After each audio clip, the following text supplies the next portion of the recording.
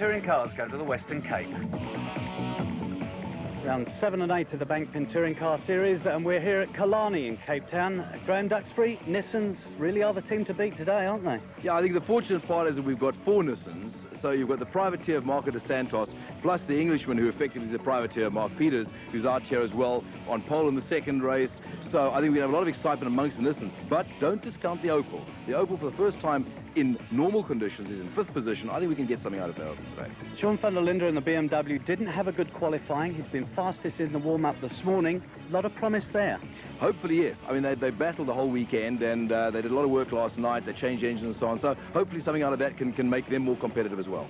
Lovely crowd here at Killarney as well, isn't there? And magnificent weather after the awful weather we had down in East London. It's wonderful to be in Cape Town with just a little breeze and great weather for all the spectators. It's going to be a good race. That's round 7 and 8 of the Bankfin Touring Car Series. Well, less than 2 seconds separate first from 10th place. 3 Nissans at the front, followed by the BMWs of van der Linde and Briggs.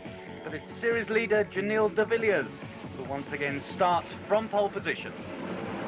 Janil, first for race 7. Third for race 8, you must be very pleased with your performance. Yeah, I must say I'm very pleased with our performance and also with the teams. As you know, this track suits the Nissans very well. I think we're 1, 2, 3 in the first one and 1, 2, 3, 4 in the second one. So we've had a very good qualifying.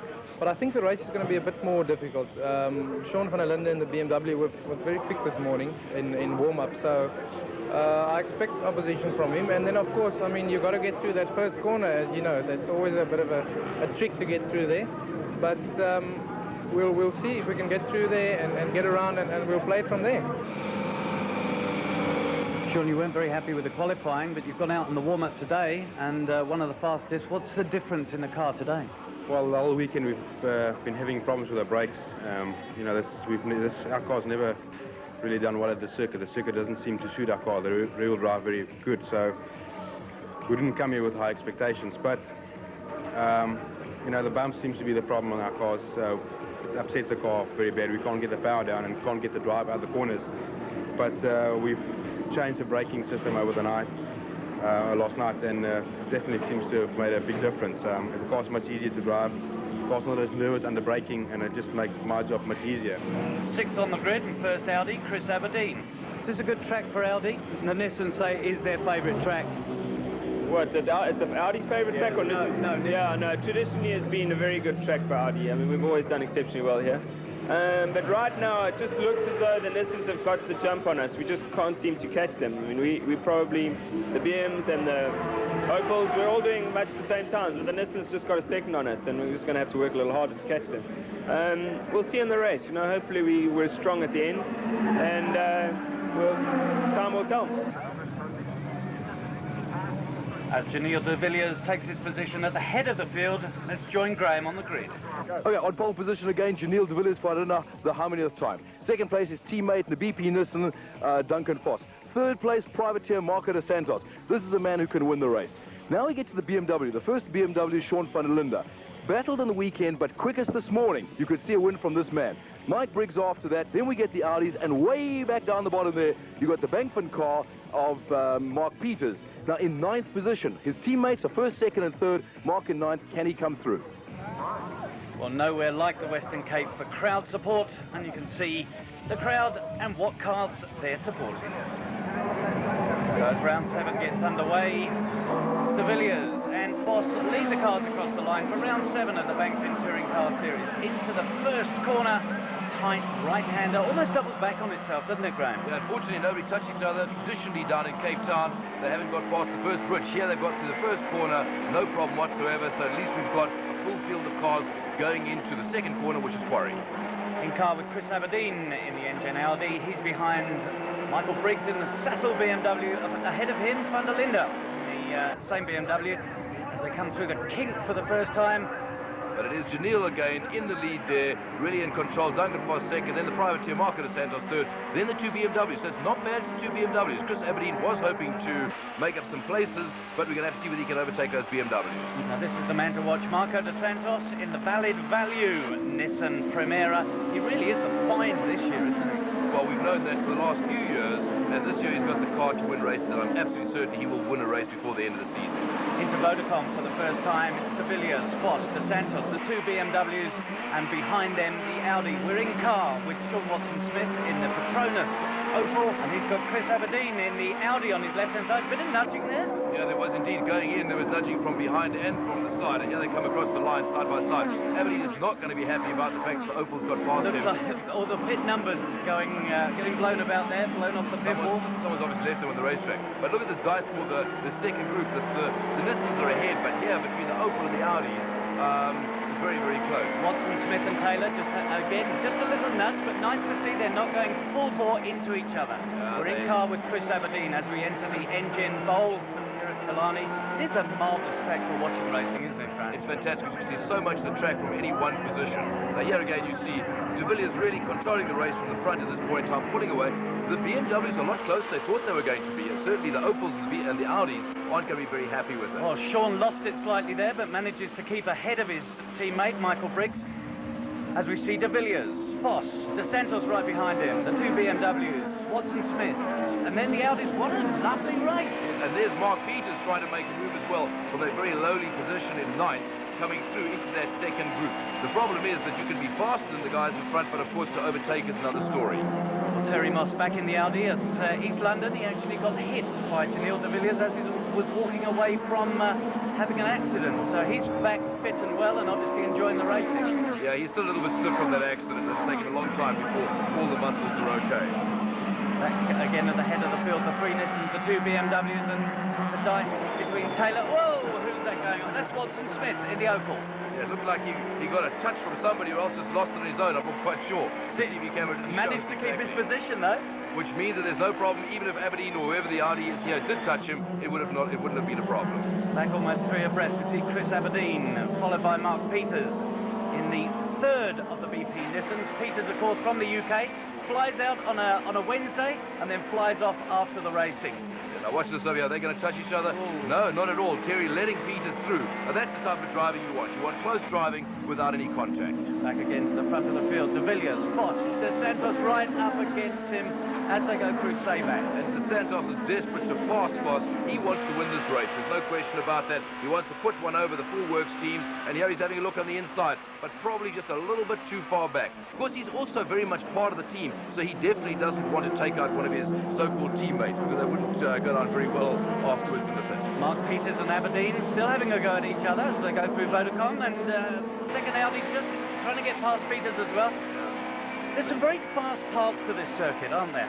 Yeah, very fast. Then you end up in some pretty slow corners at the end of the straight and the end of the back straight as well, which is great for overtaking normally. But these guys are so close at the moment, and the drivers then taking the inside line so that people can't overtake, and they're trying an outside line, but invariably it hasn't worked. We haven't seen it work yet. We've gone to lap 6, and there's in-car again with Sean Watson-Smith in the Opal. He's having a go at Michael Briggs on the left-hand side. Bit of bumping again. But there's an Audi on the far, and the Audi did it. Having just said they can't overtake around the outside, they've done that. That's Anthony Taylor passing Briggs around the outside, going very, very wide coming out of the corner, but nevertheless he got past a clean move. Nice to see the Opals up with the pace. They've done this engine development. It seems to be getting them and keeping them right there, isn't it? Absolutely. With Mike Carroll running this team, believe me, before the end of the year, they're going to be competitors to win the race. There's no question of it. Chris Aberdeen obviously having a bit of a bump there. He's got a bumper hanging off, but he's still keeping up with them. But this is lovely, lovely racing. And there's Peters moved right through there. Who's that there? Briggs going through with Peters behind him, and then the two Audis. Once again, Watson-Smith getting a little bit sideways. This is in car with Terry Moss in the Engine Audi. On the right-hand side, Mark Peters. On the left is Michael Briggs in the BM, and look at them moving across. They were teammates last year, remember, so there's lots of competition here, but unfortunately, Mark on the outside, really, it's not the place to be, and there goes Terry Moss on the inside. That's what happens. It's like NASCAR race, get hung out to dry. Well, that's right. Peters seemed to lose about 3 positions there as they came into the Continental corner, all over the track. Look at. And Chris Aberdeen got through as well, so now you've got the two Audis, and Peters has now lost all of those positions by going around the outside. Slowing down in the Engine Bowl. Back again. This is a lovely dice. It is midfield, but this is the sort of racing that the touring cars is bringing out. Exactly. What we've got Sean von Lunder, who's now gone away, but you've got Briggs, who I think is obviously having a problem. He's now holding up these the two Audis and the Opal, and then Peters right at the back at the moment after that mistake through Holzhoek. So there we see Briggs, the two Audis. There's Chris Aberdeen, that bumper hanging off. Moss having a look on the left, he's having a look on the right as we look from in-car with Chris Aberdeen in the engine Audi. You see Briggs on the inside there protecting his line, but Moss drove right round the outside. No problem at all. Aberdeen having a look. I don't know. I thought he was going to have a look on the inside. Why is it? It seems that some of the cars go out wide at Vodacom, others ducking on the inside. Are there two racing lines there? There are a number of racing lines through that corner. Really, it's going in as quickly as you can, settling the car, and then accelerating out of the corner, because the speed you carry off the corner takes you right down to the end of the straight. So really, it's getting out of the corner that's important, not what you do right in the middle of it. Again, the two Audis of Terry Moss and Chris Aberdeen having a look everywhere to get past the Sattel BMW of Mike Briggs. And then I think giving him a bit of a nudge there is Terry Moss. He'll have a look. Will he dive on the left-hand side? Yes, he will. And Michael hit the brake very early there, it seems. And Moss, oh! He's just got touched. Now, he had got past him in the previous corner at the end of the straight. Obviously, then went wide. Anyway, he's now passed again round the outside. Briggs not having a good day at all here. Well, he seems almost to have been holding the back of the field up to a certain extent. Now, Chris Aberdeen having a look with that bumper hanging off still. And Dion Joubert in the second of the Petronas Opals, also behind Briggs as well. There's no love lost between Aberdeen and Briggs. They started their career racing together. They've always been competitive. This is a hard-fought battle it's going to be. Now, Briggs is letting a gap on the inside, should I say, for Aberdeen to go through. Aberdeen should be able to outbrake him. Well, Michael's still got the speed down the back straight, but Chris, as you said, dived in on the inside. Now, will Michael now dive in the inside again? No, but look at Joubert, also having a go at Briggs now. Yeah, that's the second of the Opals going through, but he's a little bit far behind, and he's not going to be right for the next corner, probably. We go to the last lap. It's de Villiers, Foss, there's Marco de Santos, the privateer Nissan, keeping up with the two works teams. A lovely, lovely prepared car. And keeping out of trouble as well, not touching. I mean, he would love to make a do-or-die effort over Duncan Foss, but he's not going to do it. He's not going to take any chances. Unfortunately, got held up there, but well, just the traffic split him up slightly, so that really took care of his last opportunity down the back straight to overtake Foss. And we're in car with Marco de Santos in position number 3. In his Nissan, directly ahead of him, you see Janil de Villiers and Duncan Foss, first and second in the BP Nissans as they head towards us. Foss with the lights on. Is he going to make a move on Janil? Well, he would certainly like to make a move on him, but again, he doesn't want to touch him, though. De Villiers has taken a defensive line through there, and really all he has to do is just to run from this corner through the start-finish line. So for sure it'll be De Villiers, Foss, and then Marco de Santos. So as they head, round number 7 is won by the BP Nissan of Janil de Villiers. Teammate Duncan Foss second, Marco de Santos in third. Sassel BMW of Sean van der Linde in 4th place. Obviously, the playing around with the brakes did them well last night. Nice to see all the cars finishing. Yeah, everybody finished today, and I think that 6th place for the Opal there wasn't a bad effort either. As Janil takes the spoils of winning round 7. Duncan, you gave Janil a real race there. One point you got past him. Were there team orders at all? No, we just told that we're not allowed to touch and damage the cars. He had slightly more weight than I did because he qualified on pole. But towards the end of the race, his tyre wear, I think, was a little bit worse than mine, so that I had the advantage in the last 3 or 4 laps, I'd say. So I was able to close up and pass him at one point. Then I think 1 or 2 corners later, he got past me again. But it was pretty close, but we didn't touch, so it wasn't too much of a problem. For the second Bankfin touring car race of the day. Right, well, we're now going to round 8 of the Bankfin Touring Car Championship, and now we have 4 Nissans. First of all, Mark Peters. It's the second time he's been on pole this year. And interesting, second to him this time is Duncan Foss, with the championship leader, Janil de Villiers, in 3rd place. 4th then after that is Marco de Santos, the privateer that I keep on chipping for a win and hasn't quite made it yet. Maybe this is his deal.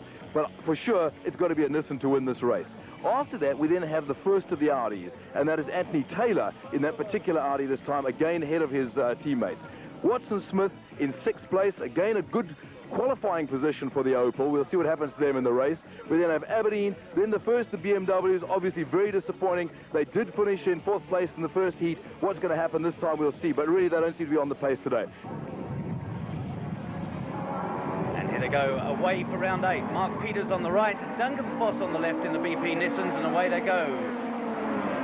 What is it, this first corner? What we haven't seen, we didn't see an accident in the first round, and it doesn't look like it again. No, they're all behaving themselves. They've been told by their managers, don't damage the cars, finish the race. There's, what, 17 starters, we want 17 finishers. That's more important. You don't win the race in the first corner, and they all seem to have understood that very, very well. In car, Sean Watson-Smith in the Petronas Opal. He did well in the first race. Absolutely. I think we're going to see the same thing here. They're solid, and as I said earlier, they're going to come through later in the season. This is only their third race meeting, so they've got lots to learn. The other guys have been here in the last couple of years. One of the Audis going a little bit wide there onto the dust, and we've lost a bit of time. In car with Sean van der Linde, fourth in the first heat today at Killarney, and now chasing the engine Audi. Yeah, we'll see whether he can come through this. This is going to be a long, tough race if it's anything like the first one. Again, the Nissan's probably pulling away. Well, there you've got Mark Peters who's leading, and then Janelle going up to overtake Duncan Foster on the outside. Is he going to make it? No, doesn't look like it. The Santos. Oh, look at this. Wow! In car with Watson Smith again. The Audi just seemed to cut straight in front of him. Well, that's the line. You go very high and then you come down. So you've got to try and get out of the way, else you're going to get pushed off. But there's Peters leading the race off the first lap. Followed at that point still by Duncan Foss and then de Villiers. We're in car fourth position. Marco de Santos, the privateer. He's chasing de Villiers. That's de Villiers in front there. So as they started, Peters, Foss, de Villiers, and then Marco de Santos. What is it about the Primeras this year, Graham? You know, they were very good last year, and Glenn Hall is a fantastic engineer. The whole team is great. They're very positive. They all work together. It's a real team effort, that whole Nissan team. The BMWs, they seem to be coming back into it. They were worried about the qualifying times, that it was Nissan circuit. They're not doing too badly here, as we're in car with Michael Briggs. But a rear-wheel drive car around Killarney traditionally is just not as good as a front-wheel drive car, and so they're always going to suffer. It's when they get to Killarney and other circuits that they're absolutely brilliant. Mark Beat is still leading, de Villiers second, but Taylor has passed Moss for the fourth position. Somebody diving out behind the Opal there. That's Watson Smith and Aberdeen. Dodgems at 200 k's an hour. 220 k's an hour. Braking is a third car on the outside. Sean van der Linde, the BMW. This is very close. Well, is van der Linde going to take a dive down the E inside? No, he's not. Oh, bumping there. Who's that coming through? Terry Moss. And Terry's put the fourth. Sean right off the circuit. Moss made up a position in the engine Audi. It's the Nissans that cross the line. It's the Audi of Andy Taylor, still in fourth position. So Marco de Santos going a little bit wide there. Peters goes through on the inside. We're in car with Anthony Taylor. He's right up against Peters and knocking him right. Oh! Taylor goes off, he's backwards right towards the Nissan fans. You can hear the Nissan fans shouting. If he gets out, they're going to throw bottles at him, I'm quite sure. Yeah, Mark Peters still going. He's got a knock on the front. We're looking at Duncan Foss and Marco de Santos. First accident of the afternoon, really, no? There's still Nissans 1, 2, 3, and then the Opal obviously in fourth place here with Sean Watson-Smith. Well, he's managed to, after that accident, make up a few places. Here's Anthony Taylor back on the circuit after his spin, and Mike Briggs in the BMW. He had a spin just now. Let's have a look at it. You see them coming into Vodacom corner. There's Briggs on the right-hand side. No, he's behind, isn't he? He's behind. He's on his own. Oh, straight off on his own. Not the type of thing that he wanted to see. He would hope we didn't get this one on camera. Back into first gear and rejoins the race. Now let's have a look at the Taylor-Peters incident again. When the Santos goes wide, Peters is leading, Taylor's behind, and then Taylor dives to the inside, touches Peters, which is all he needs to go sideways. How did Marco de Santos get through there? There wasn't space. It was the waters divided and he went straight through. Now there's Taylor coming back in. Obviously the damage is too great to his car, so he's retiring, the first retiree of the day. Not going to be a happy man, really, because he was doing very well in the race, battling for second position. But we're back at the head of the field. De Santos trying to get past Duncan Foss. Janelle de Villiers, of course, with all that action behind, has pulled away. But here's Duncan and Marco de Santos having a real ding-dong.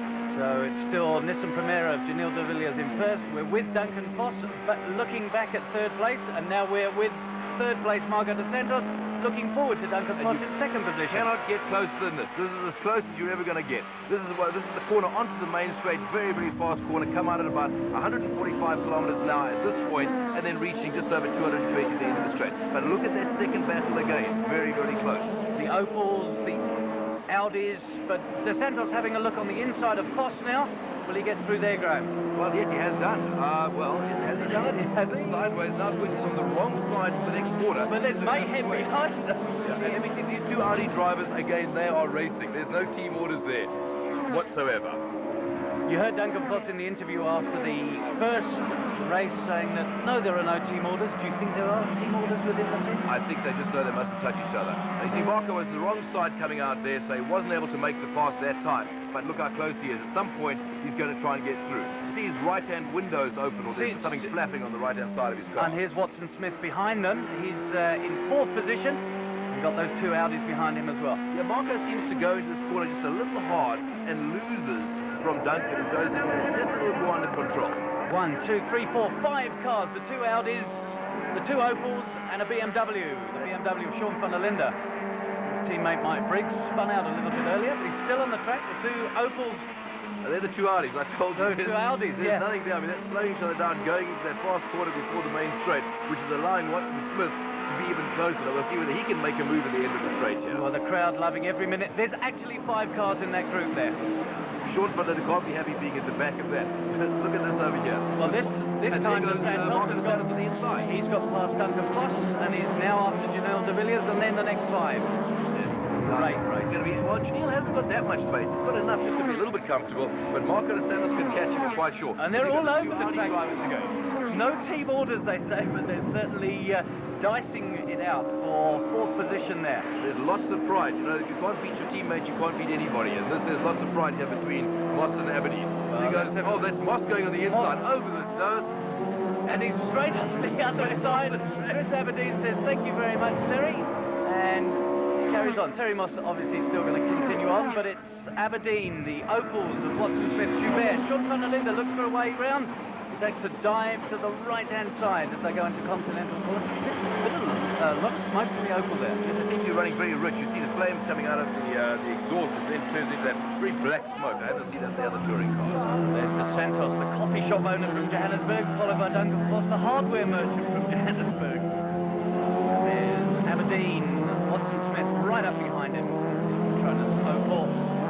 Aberdeen not having the best season, really. They hadn't had a great season, but here we're back again, and now they've closed up on de Villiers. There was some oil put down earlier. Now, of course, unfortunately, with Janelle being the first person to arrive to oil, he was a little bit more cautious. He didn't want to do a Hakkinen and fall off while leading. And there's Aberdeen and Watson Smith still battling for 4th place. Sean van der Linde and the sole BMW, and a very bent Mark Peters.